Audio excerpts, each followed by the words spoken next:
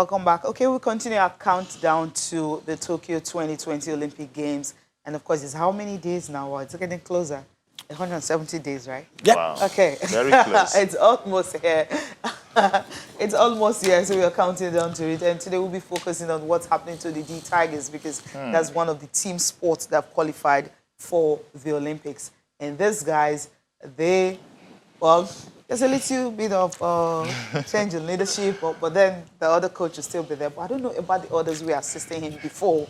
So we'll wait for the official press release from the NBBF to actually give us details of that. But reports we've read on different platforms, all over. Internationally, ESPN and everyone, is the fact that Mike Brown, that's the assistant coach of Golden State Warriors, been appointed as a coach of the D Tigers. There you have the man. I mean, this man, if you have to look at his profile, is huge. It's big. I remember when Golden State Warriors were on one particular run, I think 11-0 record in the NBA, 2016, 2017. That was when Steve Kerr was sick. He was ill. So he was ill. So he was the one that was in charge. So he's coached a lot of players from the likes of Steph Curry, of course, Tim Duncan, Draymond Green, Steve Kerr, Tony Parker, mention it. Funny enough, even LeBron James, in his second spell at Cleveland. Cavaliers, even led them to the finals of the NBA and all that. They couldn't win. So he's huge. He's a big man, and he's saying he's going to come with his own, coaching video analyst, crew, video analyst, everything. So everything. Yeah. And I'm like, okay.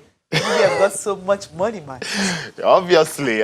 This is what we're talking about. I like the fact that you brought the so much money aspect because we've not seen the details of the contract, but this is definitely huge. It's big. It's big. We know a lot of money would have gone down. So what we're waiting to see now is if this contract will go beyond the Olympics. I actually think it wouldn't. I think it's just ahead of the Olympics, after which we know that the Tigers are not... to get a credible performance at the Olympics. Yes, and he did say something in one of those interviews that the Tigers have not been able to finish in a medal place at the Olympics. Like, whoa, is that a target? Okay, that would be nice. But I think that's a good target if that's what he's focusing on, but it wouldn't be that easy. Another thing is which NBA players would he get to attract? That's another thing I'm looking at. One person readily comes to mind, maybe Bam Adebayo. He's been doing well for the Heat. Probably he would look in that direction, and a few others. But honestly, it's a big worry for the coaching setup, because for the fact that he said that he's coming with all these guys, there's a possibility that the current coaching setup might be told to just step aside ahead of the Olympics. Step aside is different from leaving. But the story is, I mean, the assistant coach, Alex Mora, is still going to be in the coaching crew. That is the story. So he's not leaving. Yeah, that's what we've read. But he says he's going to come with some, but obviously it's not going to be everyone. So you can't just sweep him aside. That's what we've read, but let's wait for the NBBF. The press release is out. But looking at it, and being objective, for Mike to take this job, he's probably taking it because there's a prospect in the Nigerian team. It's something I don't know about being in medal. I don't know about being in medal zone or medal whatever, but he must have, people like this don't just put their name on something that's going to be a stain or something. It can't be because of the money.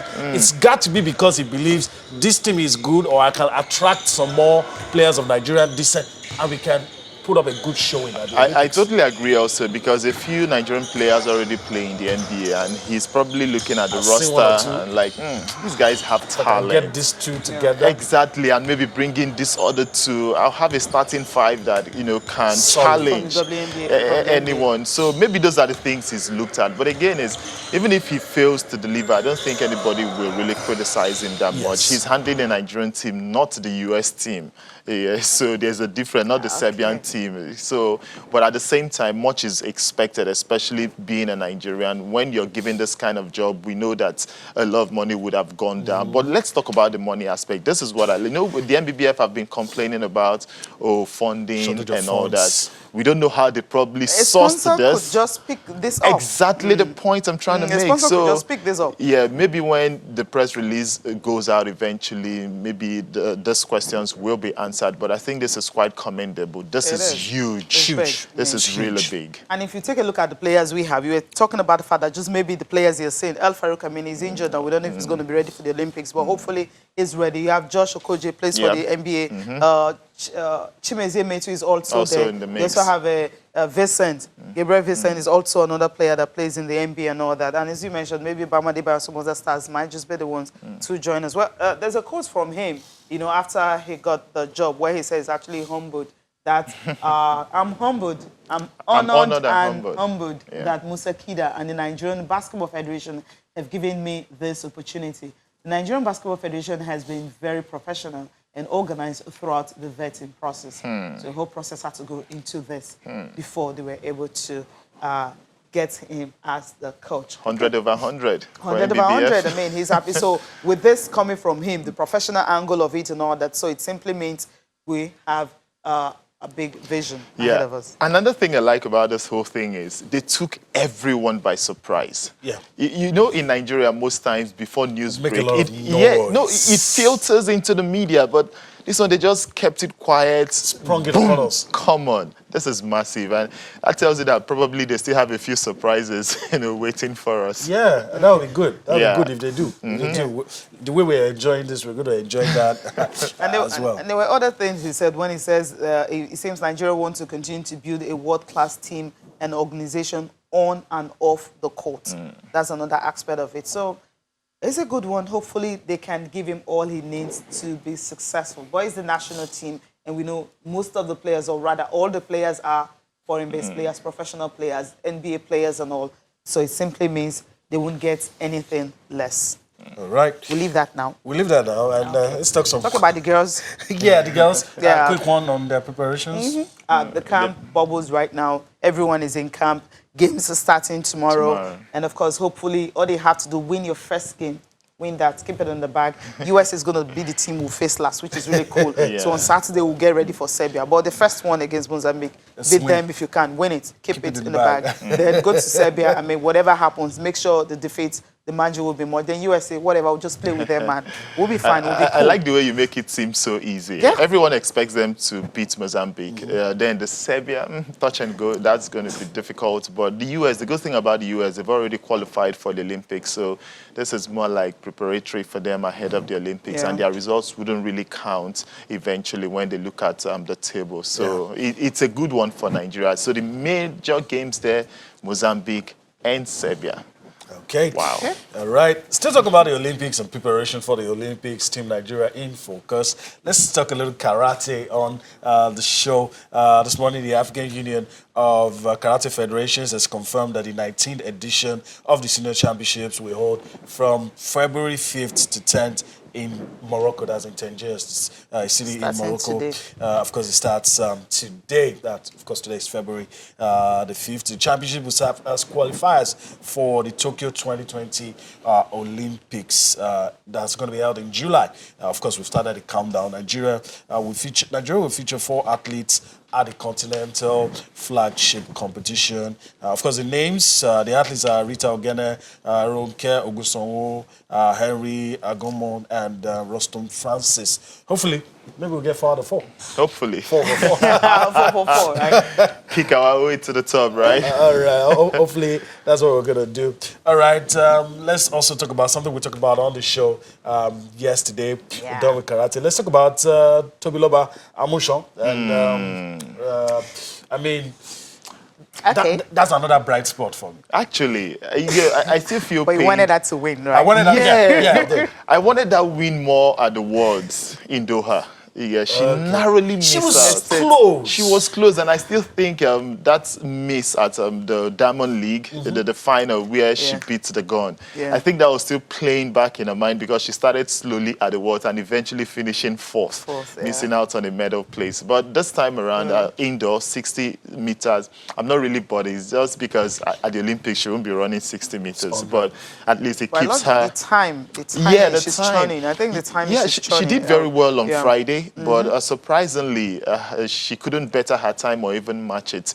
Reason she finished third last night, also in Germany. But I think both times are still impressive. Just that the lady that she beat on Friday now beat her this time around on Christina Tuesday. Clemens. So, yeah. I mean, she did a 7.91 seconds. So when you have that, I mean, it's somehow. But the good thing is she's got 15 points right now, and the whole battle continues. We'll see how long she's been able to get this one. And if she's on 15 points, Clemens, she's on 24 in that 6 meters hurdle. So that's standing, I mean, it's still a good one. And the world champion, Niale, she's on 10 points. So, I mean, if she's able to get something from the one that's coming up in Poland on Saturday, so hopefully she can, you know, rise ahead and all. She wasn't the only one in action. We also have another Enekweche, that's the short putter. Yeah, Chukwuebuka. He also got some. He finished, I mean, he wasn't fourth, 20.37 meters, just starting. That's his debut, you know, on the world tour. But at the end of the day, if you're starting with that kind of throw,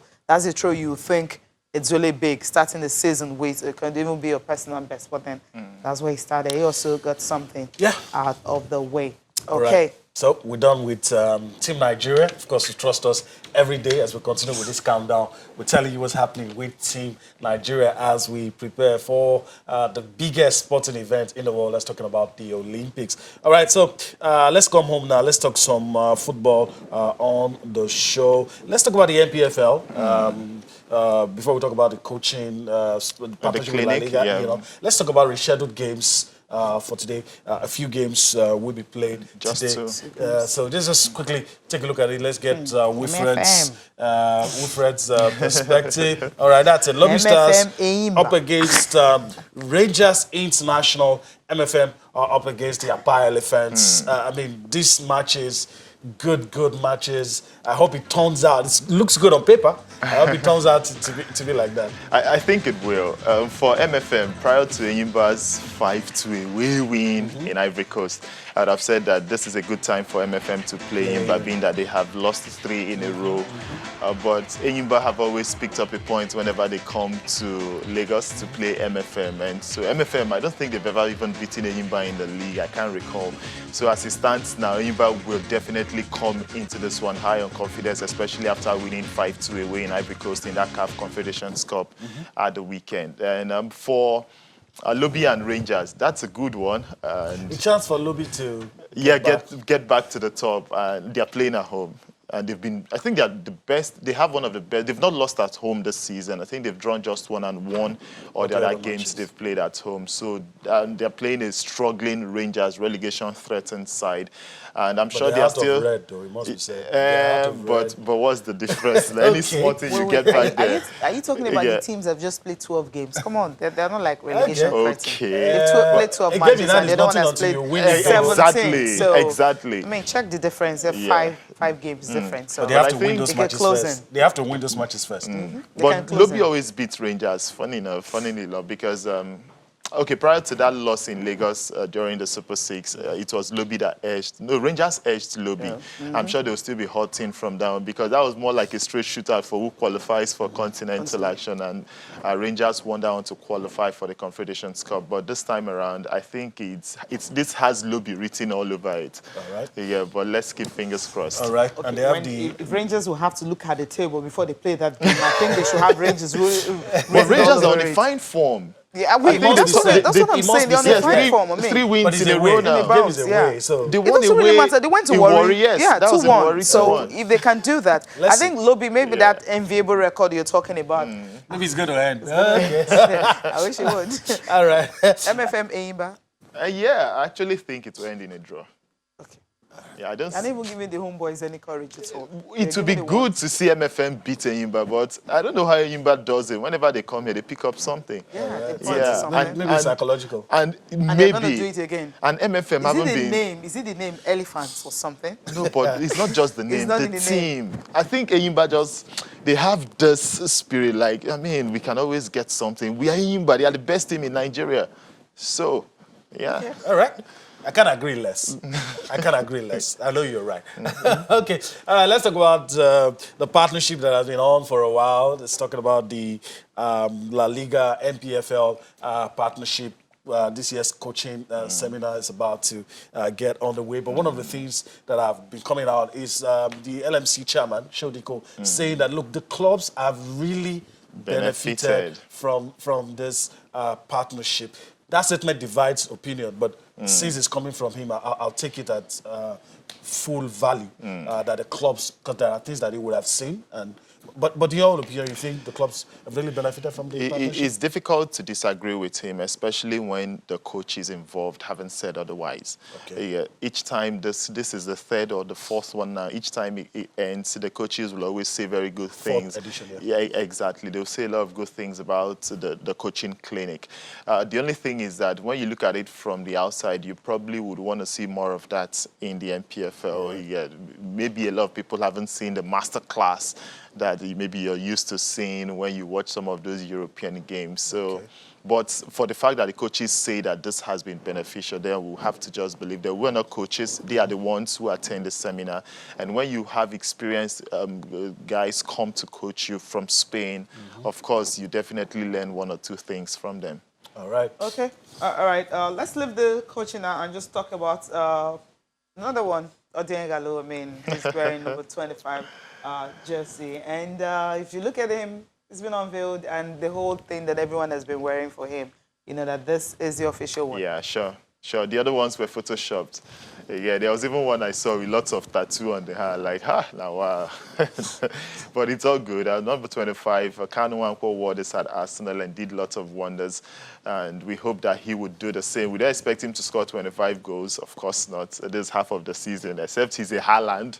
But I think, I just hope that he adjusts very fast. His former coach, Kike Sanchez Flores, was saying that he needs like a month to adapt to the physicality, the conditioning of the English game, that in China, that the training regime is not as strenuous as it is in England. So give him some time. But I think he already has that time because of the winter break that England are observing. United don't play until the 17th when they face Chelsea at Stamford Bridge. So even if other players are going on break, I think Odion Ighalo will stay in Carrington to train ahead of that particular fixture. I think he will play. Rashford isn't back till sometime mid-February, March rather. That would be the earliest, and they definitely would need someone to get the goals. He's done it at Watford. Let's just hope that he'll be able to do it again. But big question, the whole talk about him returning to the Super Eagles. If he goes in there, does very well, certainly that conversation will come back. You think he will now come out of retirement simply because he's playing at Manchester United? No, I actually have a problem with that. I think he shouldn't. There's no need, even if he does very well at United, allow the youngsters, blossom. They're already doing well in your absence, so there's no need to come back and distort what's already qualify there. for a major tournament, then maybe we can also maybe but exactly. at least for now, just allow. Let's not harass him. Let's go to the FA Cup now. Just talk about Liverpool. That's why having their under-23 side, they were able to edge one over Shrewsbury Town. 1-0 it ended, and of course they through to. They ended as a 3-2 or 3-3 on aggregate, but home picture. Oxford United and Newcastle, it was 3-2. Derby County and Northampton simply means that Derby County will be facing United again. Wayne Rooney scored in that one. Cardiff City and Reading, it ended 3-1. Went to penalty and Reading won 4-1. And for Birmingham and Coventry City, also went into shootout. Birmingham winning 4-1, just like that. Well, Liverpool, good one. What the big boys, senior players couldn't do, the young ones have done it. But a lot of people are getting carried away, like, 19 years, that's the average age for the Liverpool squad compared to 26 of Shrewsbury. But when you look at the value of those players, it's still more than that of the Shrewsbury Town players. But in all... If this had blown up in Jurgen Klopp's face, would you have blamed him? Not at all. I'm sure he doesn't mind. This is a lot not of people feel he doesn't mind. He doesn't. I mean, so his focus is Champions League, especially the league. I think the league is sorted. So rest properly for the Champions League and see if you can defend it like Real. Pep, you can have this one, no problem. You can have this. All right. So the fifth round, teams in the fifth round complete now with all of this. And we'll see what happens at the crucial stages. Yeah, Liverpool, I think they play Chelsea. That's a big one for the next round. Then you mentioned Wayne Rooney facing Manchester United also. So, yeah. Okay. Well, Wilfred, I want to thank you so much for coming on the program. It is a pleasure. Absolutely. Yeah. All right, we need to go on a break now. We'll come back. The lady will be talking about otherwise, especially when we started the show. She'll be right here to join us.